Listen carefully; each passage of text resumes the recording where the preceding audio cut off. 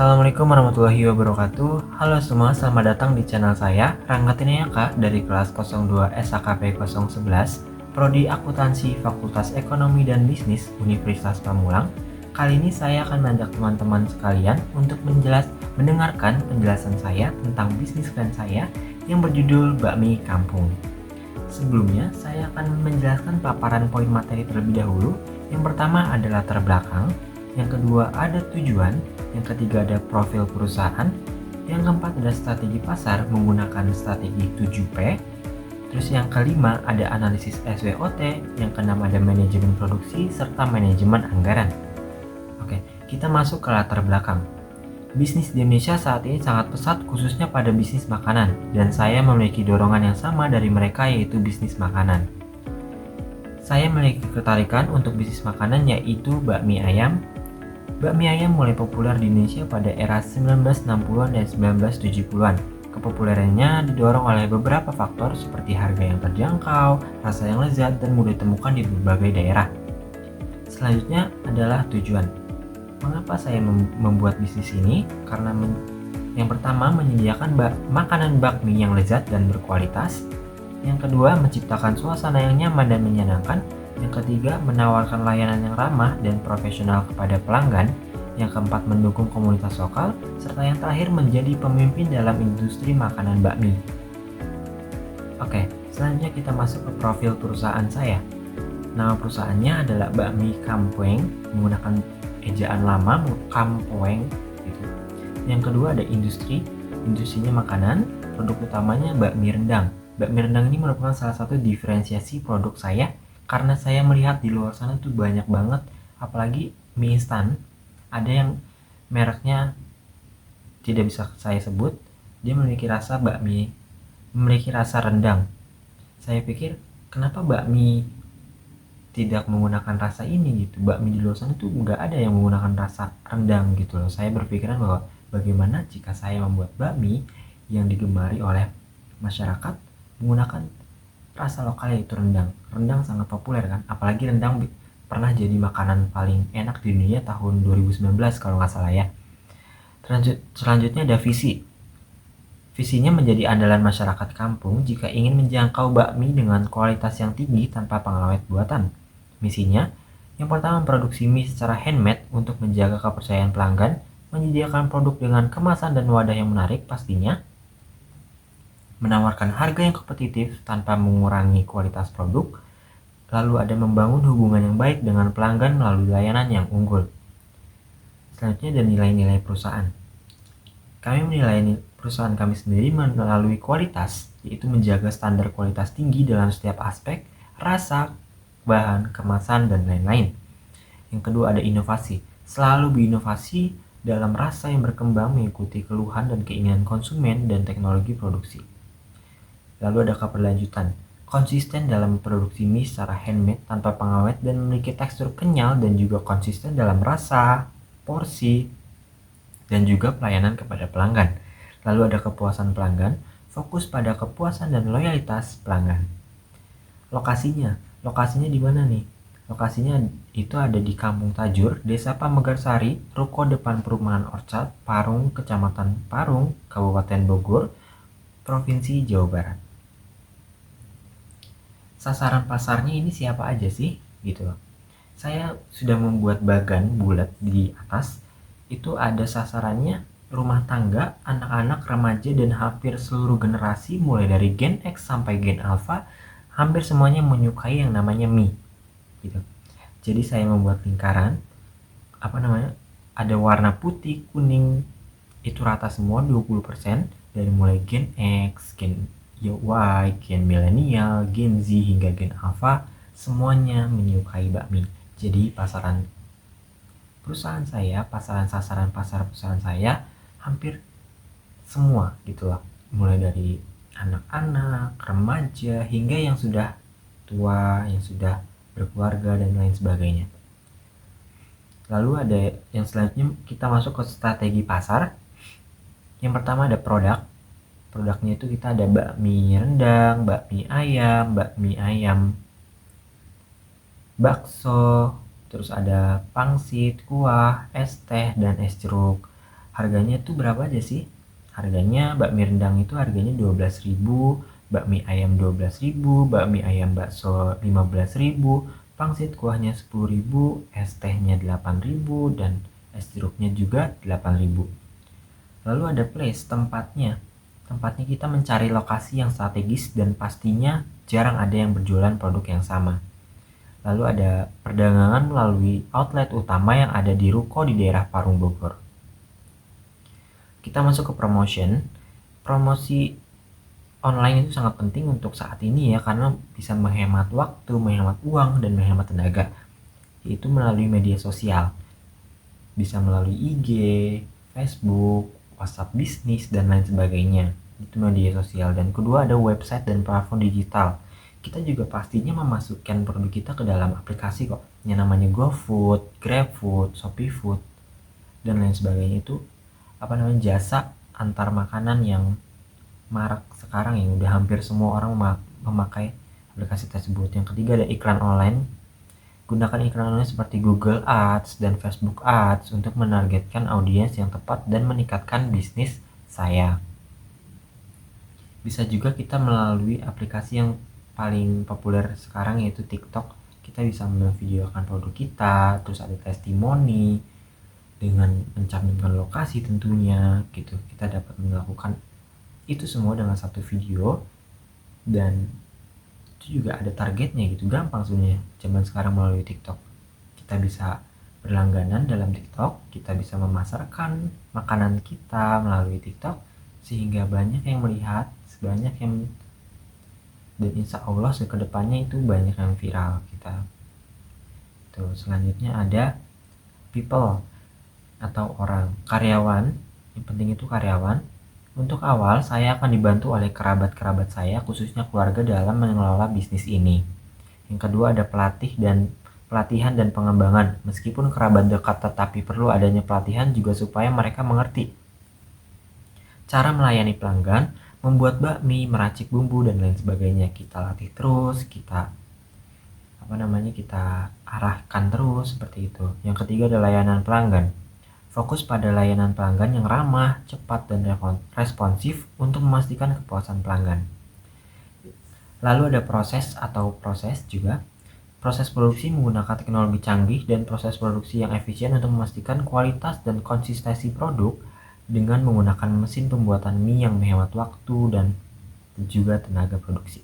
Kita punya yang namanya mesin pembuatan mie sehingga itu menguntungkan produk kita, yaitu mempercepat produksi, menghemat biaya juga gitu, dan orangnya juga nggak perlu banyak-banyak yang buat bikin mie. Terus lalu ada manajemen rantai pasokan, mengelola persediaan bahan baku dan produk jasa secara efektif untuk menghindari kekurangan atau kelebihan stok. Selanjutnya ada pengiriman, menyediakan berbagai opsi pengiriman yang cepat dan aman untuk pelanggan baik melalui toko fisik maupun online. Oh iya, tadi kelewat promosi offline-nya. Kita juga pasti pakai spanduk, terus poster. Di dalam poster tokonya itu pasti ada poster menu dan lain sebagainya, pasti yang biasa dilakukan oleh penjual lainnya. Tapi kita fokusnya kepada promosi online.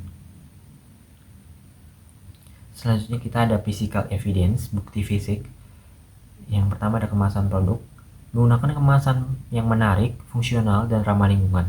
Kita menggunakan kemasan berupa kertas dilipat, kertas yang kayak nasi bungkus seperti itu, supaya terlihat ikonik dan juga tradisional. Di gambar yang di atas juga sudah saya cantumkan gambar mie ayam dan juga pangsit. Yang kedua ada toko fisik, menyediakan toko yang bersih, nyaman, dan menarik dengan tata letak yang memudahkan pelanggan dalam memilih produk. Lalu ada online presence, memiliki situs web yang profesional dan mudah digunakan dengan informasi produk yang lengkap dan sistem pembelian yang aman. Kita masuk ke analisis SWOT dengan diawali oleh strengths atau kekuatan. Kita ada 5 kekuatan, yaitu yang pertama kualitas produk yang tinggi dengan bahan pembuatan yang alami tanpa pengawet buatan. Lalu ada menu yang variatif, menu produk makanan dan minuman yang beraneka ragam dengan menu utama bakmi rendang. Itu yang selalu kami banggakan. Terus yang ketiga ada proses yang efisien, menggunakan teknologi canggih dan proses produksi mie yang efisien untuk memastikan konsistensi dan kualitas produk. Lalu ada pelayanan pelanggan unggul, layanan pelanggan yang ramah, cepat, dan responsif menciptakan pengalaman positif bagi pelanggan. Lalu ada program loyalitas, menawarkan program loyalitas untuk meningkatkan retensi pelanggan dan mendorong pembelian berulang. Yang kedua ada weakness atau kelemahan. Kelemahan di sini kita cuma cantumkan 2, soalnya memang ada 2 gitu. Yang pertama ada bahan yang tidak bertahan lama. Produk yang dibuat secara handmade dan tanpa pengawet memiliki kurangan, yaitu tidak bisa bertahan lama. Ya namanya juga tanpa pengawet ya. Terus itu adalah kekurangan kita juga. Karena ketika kita nggak pakai pengawet, mie itu cuma bertahan sekitar 3-4 hari saja gitu loh. Kalau memang ditaruh di freezer mungkin bisa seminggu, tapi tidak lebih dari seminggu seperti itu. Yang kedua ada ketergantungan pada bahan baku. Bisnis mie ayam bergantung pada ketersediaan barang baku seperti ayam, mie, dan bumbu yang harganya bisa difluktuasi. Yang selanjutnya ada opportunities atau peluang. Kita juga ada 2 di sini. Yang pertama pertumbuhan e-commerce, meningkatnya popularitas belanja online membuka peluang untuk memperluas penjualan melalui platform e-commerce. Yang kedua ada kurangnya pesaing dalam lingkungan kampung. Peluang untuk memasuki pasar ini pastinya sangat besar karena tidak adanya persaingan. Kita dapat leluasa untuk mengembangkan bisnis ini ketika pelanggannya meningkat. Yang ketiga ada threats atau ancaman. Kita juga ada 2. Yang pertama ada kemunculan pesaing baru. Kemunculan pesaing baru dengan konsep atau menu yang unik dapat menjadi ancaman bagi bisnis bakmi ayam. Apalagi di lokasi saya belum ada yang berjualan bakmi ayam. Nah, kedepannya yang saya takutkan adalah ketika saya membangun bisnis saya, mungkin ancaman itu datang karena mereka melihat peluang dari diri saya sendiri untuk membangun bisnis bakmi juga seperti itu. Yang kedua ada perubahan harga bahan baku. Nah, ini yang paling penting untuk saat sekarang ya. Makin lama barang itu makin naik gitu loh. Kenaikan harga bahan baku seperti ayam, mie, dan bumbu dapat membebani bisnis mie ayam dan menurunkan keuntungan. Oke, selanjutnya kita masuk ke manajemen produksi dan manajemen finansial. Saya sudah mencantumkan bahan-bahan di samping sini dengan jumlah dan harga. Dan saya juga mencantumkan cara pembuatan mie juga di sampingnya gitu loh. Kita sebutkan saja ya, di sini ada telur, kita pakai 1 kg. Ini telur 1 kg, tepung terigu 2 kg, garam 1 bungkus. Ini kita perlukan untuk memproduksi mie sebanyak 30 porsi kalau nggak salah. 30 porsi membutuhkan 1 kg telur, 2 kg tepung terigu, 1 bungkus garam diperlukan, tapi dipakainya paling cuma 2 sendok garam seperti itu. Harganya telur 1 kg 30.000, tepung terigu 2 kg 20.000, garam 1 bungkus 3.000, kecap asin 1 botol 18.000, kecap manis 1 bungkus 23.000, minyak sayur 1 botol 30.000, penyedap 1 bungkus 12.000, gula 1 bungkus 10.000, kecap ikan 1 botol 23.000, bumbu rendang 2 bungkus 6.000, sawi 2 kg 12.000, ayam fillet setengah kilo 25.000, daging seperempat kilogram 25.000, cabai rawit setengah kilogram 12.000, saus cabai 1 bungkus 15.000, teh instan 1 bungkus 5.000, buah jeruk setengah kilogram 10.000, saus tiram 1 botol 20.000, kulit pangsit 1 packs isi 50 piece 5.000 rupiah. Saya juga mencantumkan sedikit cara pembuatan mie-nya ya. Yang pertama ada siapkan 2 kg terigu, 16 butir telur, 2 sendok teh garam, campurkan semua bahan dan aduk sampai merata dalam baskom. Itu untuk 30 porsi ya. Saya ingatkan kembali, ini saya cantumkan untuk 30 porsi. Lalu ada nyalakan mesin pembuat mie. Masukkan adonan ke dalam mesin secara perlahan hingga menyatu dan memanjang. Pokoknya itu digiling di dalam mesin sampai dia halus, sampai dia lembut, memanjang gitu. Giling terus menggunakan mesin hingga permukaan adonan halus. Jika sudah halus, pasang pisau pencetak mie ke dalam mesinnya, lalu giling adonan yang tadi secara perlahan juga hingga dia keluar yang namanya mie, berbentuk mie. Kita pencetak mie gitu. dan potong kira-kira panjangnya itu 50 cm. Terus ada siapkan wadah untuk mie lalu timbang sebanyak 80 gram. Kita ambil seberapa helai, kita timbang 80 gram dan mungkin 30 porsi dapat seperti itu. Lalu simpan ke lemari pendingin. Lemari pendingin itu bukan lemari freezer ya. Freezer nanti beku dan susah, bahkan hancur seperti itu. Oke, kita masuk ke manajemen finansialnya ya dari jumlah bahan di atas. Lalu kita ada modal 4.154.000, itu sudah diperinci di bawahnya yaitu 304.000 untuk bahan yang di atas. Nah, 115.000 nya itu untuk pembuatan mie sebanyak 30 porsi. Terus ada aset-aset tetap yaitu peralatan, gerobak harganya 2 juta, dandang 150.000, kompor 150.000, gas 150.000, itu juga tetap karena diisi ulang hanya 22.000 kalau nggak salah ya. Wadah 150.000, mangkuk dan alat makan 30 piece harganya 500.000, meja kayu ukuran 70 kali 20 cm harganya 300.000, dan 5 kursi plastik harganya 250.000, itu adalah tetap. Lalu ada spanduk dan poster menu harganya 200.000. Jadi jumlah peralatan tetap kami yaitu 3.850.000. Target pembelian dalam satu hari ada 20 orang nih, misalkan saya memiliki target satu hari 20 orang. Jika satu orang membeli satu porsi harganya 20.000, sudah sama makan, minum gitu, maka satu bulan mendapatkan 12 juta rupiah. Karena satu hari kita dapat duit sekitar 400.000 rupiah. Jadi kita kalau kalikan 30 hasilnya 12 juta. Satu bulan kira-kira kita membutuhkan mie sebanyak 600 seharga 265.000 untuk pembuatan mie saja. Itu untuk pembuatan mie saja, belum bumbu, terus belum es, air dan lain sebagainya belum. Satu bulan kira-kira membutuhkan 5 kali pembelian persediaan barang, persediaan bahan yang tadi saya sudah jelaskan yang dalam tabel. Kira-kira satu bulan kita bakal 5 kali untuk merefill ulang yang namanya saus, terus ada kecap, sambal, cabai, itu kita refill 5 kali per bulan, yaitu mungkin seminggu sekali atau seminggu 2 kali ada ya gitu. Dan bahan-bahan lainnya pasti ada seperti ayam filet gitu, terus daging sapi, bumbu dan lain sebagainya, dengan harga sebesar 940.000. Isi ulang gas sebanyak 10 kali dalam satu bulan sebesar 220.000.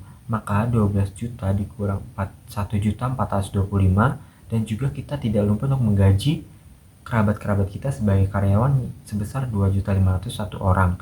Jadi kita masukkan 5 juta untuk 2 orang karyawan, serta untuk listrik satu bulan 200.000 rupiah. Jadi kita mendapatkan keuntungan sebesar 5.375.000. Itu adalah penghasilan bersih untuk satu bulan jika mendapatkan untung 5.375.000 satu bulannya, maka dapat dipastikan balik modal dalam satu bulan, karena itu sudah melebihi yang namanya kita modal kita dari 4 juta 154.000, kita mendapatkan keuntungan 5.375.000. Nah, selanjutnya nih kita sudah paparkan juga harga-harganya, keuntungannya dari modal usaha kita 41 juta, terus kita mendapatkan keuntungan 12 juta, terus kayak ada beban-beban dan lain sebagainya. Yang kuning itu 6.625 adalah beban-beban kita, sehingga kita dapat disimpulkan bahwa keuntungan bersih kita hanya 5,375 juta rupiah. Oke, sudah masuk akhir acara, mungkin kita bacakan kesimpulan terlebih dahulu, yaitu bisnis bakmi kampung memiliki peluang yang menjanjikan dengan menawarkan perpaduan unik dan cita rasa baru. Namun mencapai kesuksesan perlu strategi yang tepat untuk menghadapi persaingan dan tantangan yang ada.